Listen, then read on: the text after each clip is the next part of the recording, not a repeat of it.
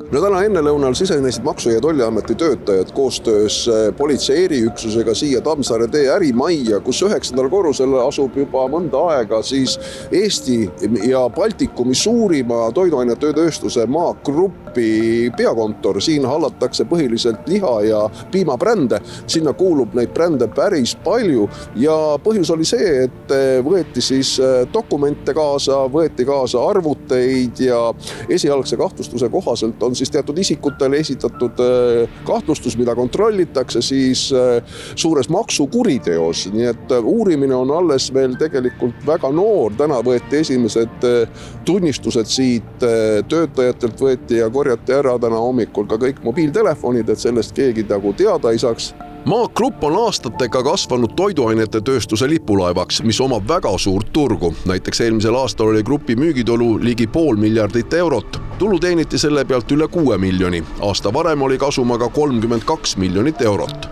Maak Grupp on puhtalt Eesti omanikele kuuluv ettevõte.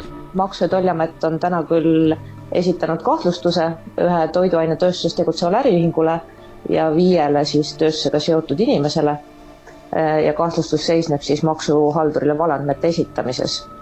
Ja käimas olevas siis kriminaalmenetluses kontrollime, et kas kahtlustuse saanud äriühing on varjanud Maksu- ja Tolliameti eest tulumaksukohustust eriti suures ulatuses ehk summas, mis siis ületab 400 000 eurot. Seoses selle kahtluse esitamisega oligi siis see, et Maksu- ja Tolliameti uurimisosakonna töötajad teostasid siis erinevaid menetlustoiminguid kahtlustatavatega seotud asukohtades. Teadaolevalt on Maak Grupi omanikud Aivar Saarmaa ja Roland Leppe, kes omavad ettevõttes natukene suuremat osalust kui kolmas omanik Toomas Juhani. Majandusringkondades on väidetud, et grupi omanike seas on toimunud muutused. Kas see võib olla sellega seotud?